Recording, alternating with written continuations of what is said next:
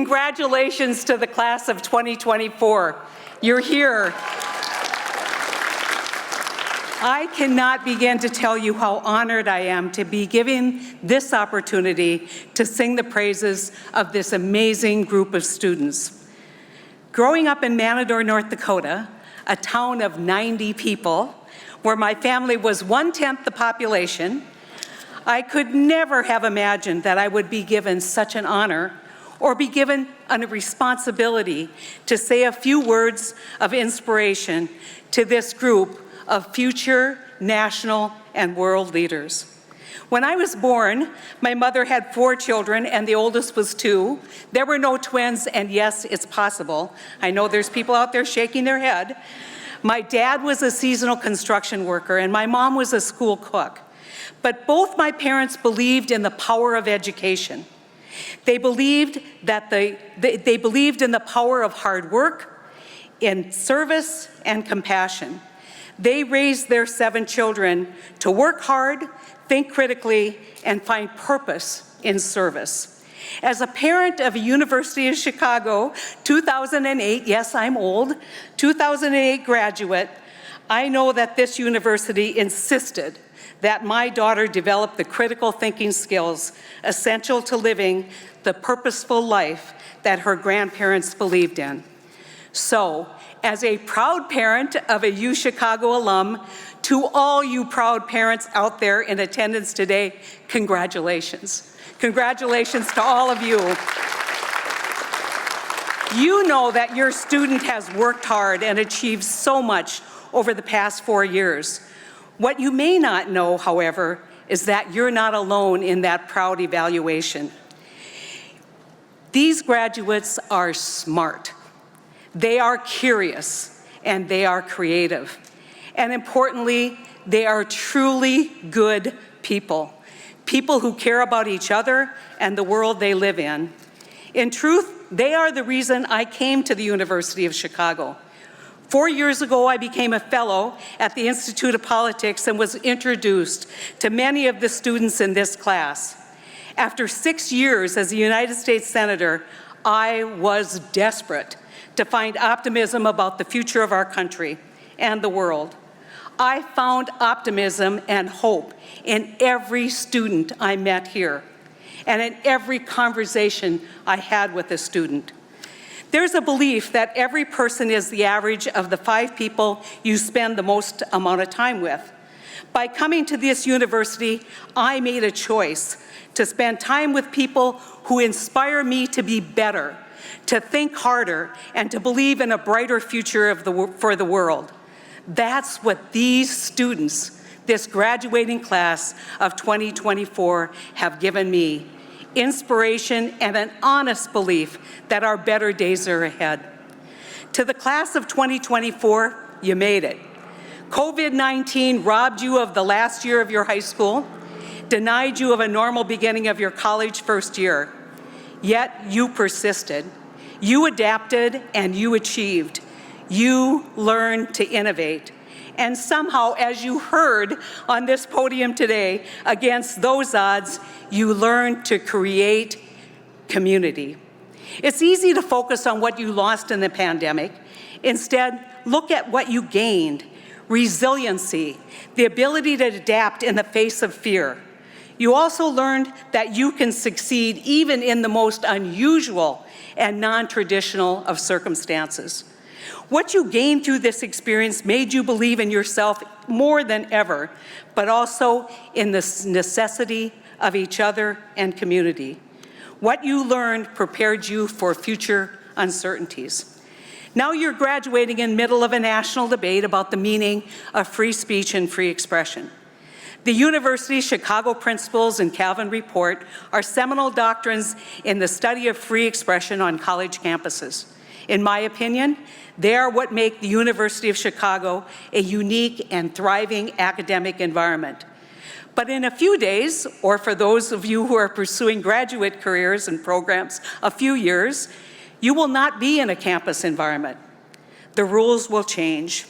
Yes, in the United States, you have the right of free speech guaranteed by the amazing First Amendment. That means you can stand on a street corner and express your opinion. But the most important question you should ask yourself is who's listening? The essential purpose of free speech in a democracy is not just to express opinions or frustrations, but to persuade. Who are you persuading? I am wholly unqualified to give an intellectual speech on the importance of free expression and free speech to human and intellectual development. But as a politician whose election to the United States Senate was dependent upon persuading 22% of the people on the other side to vote for me, I have some proven skills in the art of persuasion. I have walked into hostile rooms of voters who disagreed with me on any given issue. My goal was always to listen and understand people and where they were coming from, and to express my opinion in a way that helped people understand my position better. If they changed their mind, well, that was a bonus. If I modified my position, that was informed.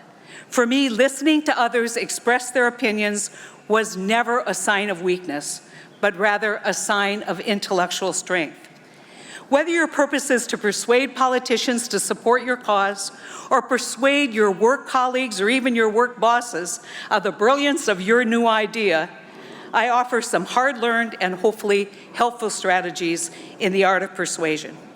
First, really listen to the other side. I don't mean give equal time, I mean really listen. Understand a different perspective, a different point of view. A tactic of a good lawyer is to write the opposing brief first. That way they're better prepared and better able to persuade. You also must understand that hard issues are never just about facts. Do not ignore that every argument has an emotional component that must be understood, but more importantly, that emotion must be respected. Why else would we use the expression heartfelt opinion? And as a bonus to listening and understanding the other side, you might just find common ground to achieve a successful solution. Second, as we say in North Dakota, leather up. In other words, toughen up. There's a reason why football players trash talk the other team. When you're angry, you lose the ability to perform at your highest level. Don't overreact to everything that's said. Do not fall into the anger trap. You will lose. Finally, give grace. At a recent IOP event, Rhymefest, a rapper from the South Side and an IOP fellow and friend, was recounting his frequent summer experiences in Cody, Wyoming. For those of you who aren't familiar with Cody, it is where cowboys go to live. He talked about the insensitive things that some residents of Cody would say to him. When the moderator asked him, "How did you deal with that?" he said, "I gave them grace." Such wise advice. The simple act of immediate forgiveness may lead to reconnection, and reconnection may lead to another opportunity to persuade. So as you head into the so-called real world, if you would just indulge me for a few more minutes, I want to offer a few bits of wisdom from an old lady from North Dakota who has lived life filled with challenge and enjoyed many successes. The first is never forget the power of nice. Nice people do not finish last. They finish first in everything that matters. In a world where social media and political discourse are vulgar and coercive, rise above it. Don't take the bait. Recommit every day to be like your nicest friend. If you don't have a nice friend, find one. Here's the secret. It will be noticed and it will be appreciated. And yes, it will be rewarded in the workplace. Second, talk to as many different people as you can. Every person, and I do mean every person you meet, no matter who they are, will have a story worth listening to. Knowledge may come from books and experts, but wisdom comes from shared collective experience of humankind. Listen to everyone's story may not give you new insights on the future of AI or quantum computing, but it will make you wiser. Trust me. Stay curious about everything. The college's core curriculum has provided you with a foundation to test your ideas and your assumptions. But tomorrow, that university-built community of curious people disappears. You must find it now on your own. Make a conscientious effort to surround yourself with curious friends and colleagues who will continually educate and challenge you. Your work life, no matter what it will be, will require a curious mind, and big problems can only be solved when you open your mind to new ideas. Two heads are truly better than one. Embrace and conquer fear. Make a commitment to yourself today that once a year, just once a year, every year of the rest of your life, you will do something that scares the hell out of you. You'll jump out of a plane. You'll go to a trapeze, I think. I think someone did that, right? You will go whitewater rafting. And if you're from the South, spend a week winter camping in the Boundary Waters in Minnesota. And yes, use your voice to express your views, even when you feel uneasy over the response of those who disagree. It doesn't matter what it is, as long as it scares the hell out of you. Learn to quit. I have a friend, Annie Duke. For 2 decades, she was one of the top poker players in the United States.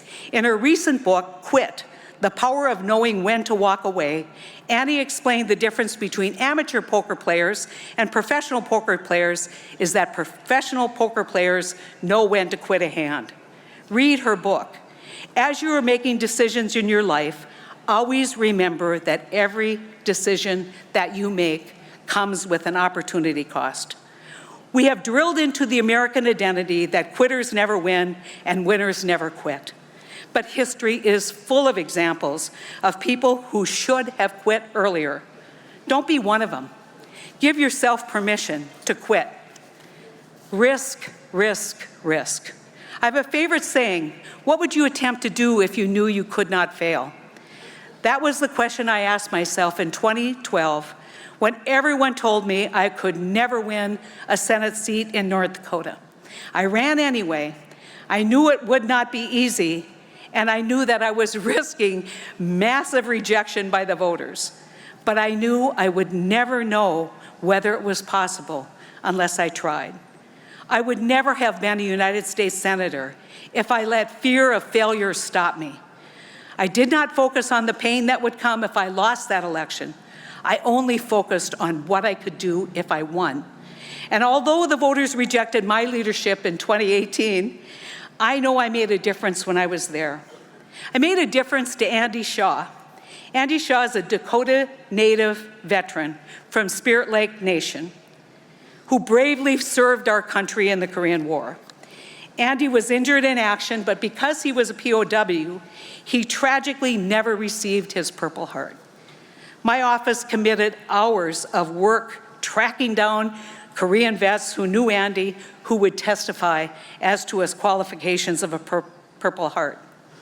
My proudest moment as a United States Senator was when I presented Andy with his Purple Heart.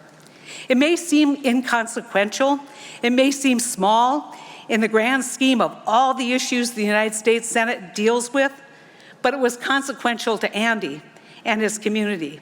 And when he received his medal, Andy, with tears in his eyes, lifted himself from the wheelchair so he could salute the American flag and stand as his community sang his honor song. That image remains my greatest reward for the risks that I took. My hope for you, because you risk greatly,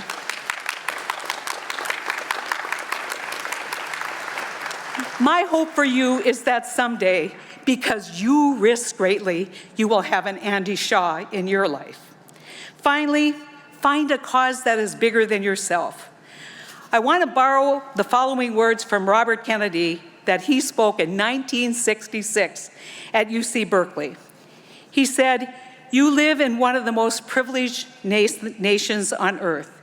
You are the most privileged citizens of that privileged nation, for you have been given an opportunity to study and to learn. to take your place among the tiny minority of the world's educated men and women. You can use your enormous privilege and opportunity to seek purely private pleasure and gain, but history will judge you, and as the years pass, you will ultimately judge yourself on the extent to which you have used your gifts to lighten and enrich the lives of your fellow man. In your hands, not with presidents or leaders, is the future of your world and the fulfillment of the best qualities of your own spirit. I used his words because I could never have said it better. And as you embark on this next chapter, my challenge to you is go out and do hard, good, and great things. Congratulations, University of Chicago 2024 class.